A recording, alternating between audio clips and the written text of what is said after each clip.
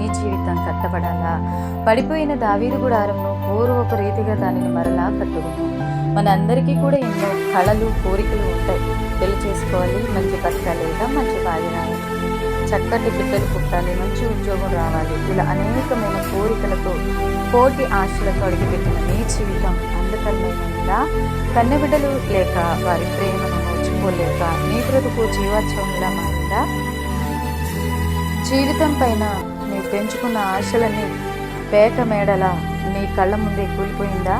నిరీక్షణ లేక నిద్రలేని రాత్రులు గడుపుతూ ఎలా బ్రతకాలో తెలియక రాత్రి పగలు ఎడతెరిపి లేని కన్నీళ్లతో నీ దినములు వెల్లబుచ్చుచున్నావా? అయితే ఈ దినం నీతోనే దేవుడు మాట్లాడుతున్నారు. పడిపోయిన దావీదు గుడారమును పూర్వరీతిగా దానిని మరలా కట్టుదును. ఆమేన్. ఇక్కడ గుడారము అంటే మన జీవితం, మన శరీరం, మన భవిష్యత్. రూతు కూడా కోటి ఆశలతో పెళ్లి చేసుకుని ఉంటుంది. కానీ ఆశలన్నీ నేలరాలుతూ భర్త చనిపోయాడు. కానీ ఎప్పుడైతే జీవము గల దేవుని రెక్కల క్రిందకు చేరిందో రూతు జీవితం మళ్ళా చిగురించుటకు ప్రారంభమైంది. బోయాజుతో వివాహమైంది. యేసుక్రీస్తు వంశవళిలో చేర్చబడింది. ఆమె జీవితం కట్టబడింది. మోహపు చూపుతో పరిశుద్ధాత్మను కోల్పోయి గుడ్డివాడే తిరగలి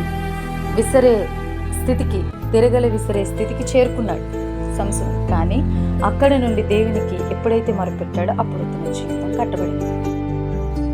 పాపముతో పట్టబడి చేయరాని తప్పులు చేశాడు దావీదు. కానీ ఎప్పుడైతే ఆ పాపమును ఒప్పుకుని దేవుని సన్నిధిలో మొరపెట్టాడో తిరిగి తన ఆత్మీయ జీవితం కట్టబడింది. మరి ఈరోజు నీవు ఏ పాపంలో పడిపోయి నీ జీవితాన్ని నువ్వు కూలిపోయేలా చేసుకున్నావో, ఏ బలహీనతకు గురై దేవుని సన్నిధిలో పాపం చేశావో, ఏ తప్పుడు నిర్ణయములు గల వలన నీ బ్రతుకు కూలిపోయిందో, ఎవరి ఆలోచనల వలన నీ జీవితం నాశనమైందో, ఏ అక్రమ సంపాదన వలన, ఏ అక్రమ సంబంధం వలన, ఏ తప్పుడు పాపం వలన నీ జీవితంలో నేడు ఈ స్థితిలో ఉన్నావో ఒక్కసారి జ్ఞాపకం చేసుకో. కారణాలు ఏమైనప్పటికీ కూడా ఈరోజు దేవుడు నీకే చెప్తున్నారు, పాడైపోయిన నీ జీవితాన్ని నేను తిరిగి కడతాను అని. ఆమేన్, ఆమేన్. అయితే నీవు చేయవలసినదల్లా ఒకటే, సంసోను వలె దావీదు వలె దేవుని పాదాలను ఆశ్రయించాలి.